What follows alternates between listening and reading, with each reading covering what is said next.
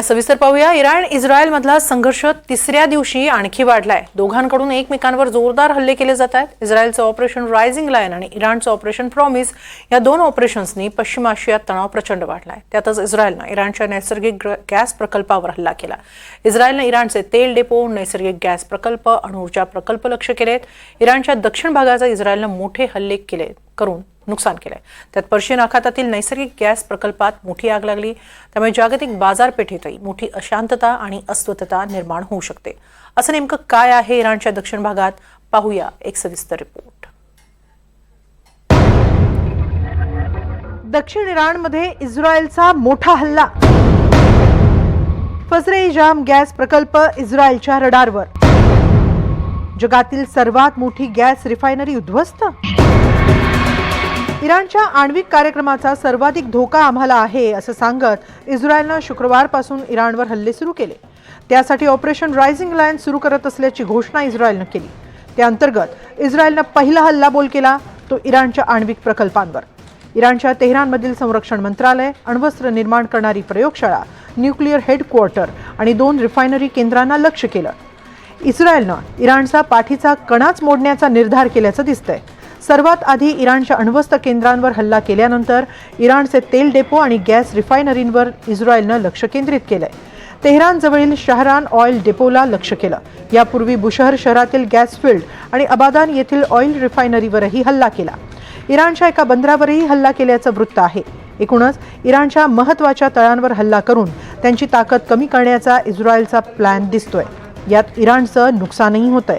इराणचं नुकसान काय झालं? त्यांची माणसं मारली गेली, त्यांचे अणुशस्त्रज्ञ मारले गेले, त्यांच्या आर्थिक आणि पायाभूत ज्या सुविधा होत्या त्यांचं नुकसान झालं. तर याच्यामुळे आता त्यांचा जो न्यूक्लिअर प्रोग्राम आहे हा खूप मागे पडलेला आहे. याच्याशिवाय त्यांचे जे मुख्य जनरल्स होते ते मारले गेल्यामुळे जे बदलाक्याची जी भावना आहे त्याकरता नेतृत्व तुम्हाला मिळणार नाही. आर्थिक आणि पायाभूत ज्या संस्था आहेत म्हणजे तेल डेपो, रिफायनरीज वगैरे ज्यांचं नुकसान झालेलं आहे, इराणची अर्थव्यवस्था ही उद्ध्वस्त होणार आहे. आणि याच्याशिवाय आता इराणमध्ये सरकारच्या विरोधात सुद्धा मोठा राग आहे की इस्रायलने आपल्यावरती हल्ला केला आणि इराणला इस्रायलवरती हल्ला करण्याची क्षमता नाही, कारण इराणचं तंत्रज्ञान हे पुष्कळ मागे आहे, परंतु त्यांच्याकडे क्षेपणास्त्रही पुष्कळ जास्त आहे. म्हणजे असं म्हणता येईल की गेल्या 48 तासामध्ये इराणचं जे नुकसान आहे हे खूप जास्त झालेलं आहे. दरम्यान इस्रायलनं इराणची एअर डिफेन्स सिस्टीम भेदल्याचा दावा केलाय. त्यामुळे इस्रायली विमानं इराणच्या अवकाशात गिरट्या घालू लागली आहेत. तर इस्रायलनं तेहरानमध्ये केलेल्या हल्ल्यात एका गगनचुंबी इमारतीतील 29 मुलांसह 60 जणांचा मृत्यू झाल्याची माहिती मिळतेय. इस्रायलनं ज्या फज्र गॅस प्रकल्पावर हल्ला केलाय तो पर्शियन आखातातील सर्वात मोठा गॅस रिफायनरी प्रकल्प आहे. हे केंद्र जगातील सर्वात मोठं प्राकृतिक गॅस भांडार आहे. इराणच्या बुशहरमधील याकमध्ये फजर-ए-जाम गॅस रिफायनरी आहे. इथे 125 मिलियन क्युबिक मीटर गॅसवर प्रक्रिया होते. हा प्रकल्प दक्षिण पर्शियन आखाताजवळील नार आणि कांगन क्षेत्रांमधून वायू प्रक्रिया करतो. फजर-ए-जाम गॅस रिफायनरी सर्वात मोठी गॅस रिफायनरी आहे. ही रिफायनरी गॅस आणि थर्मल ऊर्जा दोन्हींचे उत्पादन करते. इराणच्या ऊर्जेच्या गरजा पूर्ण करण्यासाठी हा एक महत्त्वाचा प्रकल्प आहे. फजर-ए-जाम गॅस रिफायनिंग कंपनी त्याचं व्यवस्थापन पाहते. इराणच्या या प्रकल्पावर हल्ला केल्यानंतर इथं मोठी आग लागली. त्यामुळे या प्रकल्पाचं बरंच नुकसान झाल्याचा अंदाज आहे. इस्रायली ड्रोननं दक्षिण पार्सच्या 14व्या फेजवर हल्ला केला. काही मिनिटांतच इथलं उत्पादन बंद करण्यात आलं. 12 लाख क्युबिक मीटर गॅसचं उत्पादन ठप्प पडलं. या हल्ल्यामुळे इराणमधील गॅस पुरवठ्यावर मोठा परिणाम होणार आहे. मात्र या हल्ल्यानंतर 1990च्या दशकातील भीषण आखाती युद्धाची आठवणही जागी झाली आहे. 2 ऑगस्ट 1990ला इराकनं कुवेतवर आक्रमण केलं. त्याला प्रत्युत्तर म्हणून अमेरिका आणि इतर मित्र राष्ट्रांनी इराकवर हल्ले चढवले. 17 जानेवारी 1991ला अमेरिकेनं ऑपरेशन डेझर्ट स्टॉर्म सुरू केलं. इराकी सैन्यानं कुवेतमधून माघार घ्यायला सुरुवात केली. मात्र माघार घेताना इराकी सैन्यानं कुवेतमधील 600 तेल विहिरींना आगी लावल्या. त्यासाठी स्फोटकं, डायनामाइट्स वापरले. फेब्रुवारी 1991 पासून हा मानवनिर्मित संहार सुरू झाला. कुवेतचं सारं आकाश काळ्या धुरानं झाकळून गेलं. तेल विहिरींना लागलेल्या आगी विझवणं एक मोठं आव्हान होतं. आग विझवण्यासाठी तब्बल 9 महिने लागले. 6 नोव्हेंबर 1991 रोजी शेवटची आग विझवण्यात यश आलं. तोपर्यंत प्रचंड नुकसान झालं होतं.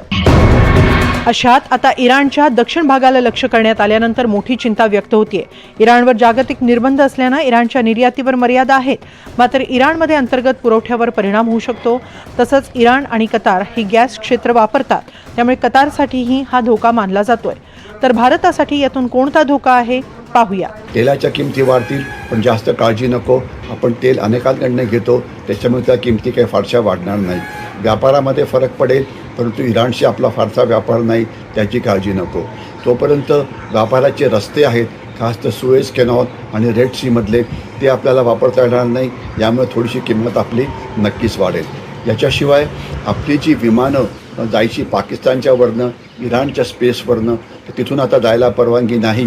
त्यामुळे आपली जी विमानं युरोपला जात आहेत त्यांच्या खर्चामध्ये 15-20% एवढी वाढ ही होऊ शकते. याच्याशिवाय इराण पण आपला मित्र आहे आणि इस्रायल पण आपला मित्र आहे. तर शक्य झालं ते दोन्ही देशांमध्ये शांतता निर्माण व्हायला पाहिजे. जी होत नाही तर ती भारताकरता एक कठीण बाब आहे. कारण भारतामधले जे मुसलमान आहेत 20% हे शिया आहेत. तर त्याच्यामुळे आपली अशी इच्छा आहे की हे युद्ध विनाकारण वाढलं जाऊ नये. मात्र इराण हा कच्च्या तेलाचा प्रमुख पुरवठादारही आहे. त्यामुळे इराणच्या तेल डेपो आणि गॅस प्रकल्पांवर हल्ला झाल्यामुळे याचा फटका जगातील अनेक देशांना बसू शकतो. थोडक्यात इराण इस्रायलच्या संघर्षाचा थेट परिणाम आंतरराष्ट्रीय बाजारावर होऊ शकतो आणि म्हणूनच सध्या जगात चिंतेचं वातावरण आहे. Bureau report, NDTV Marathi.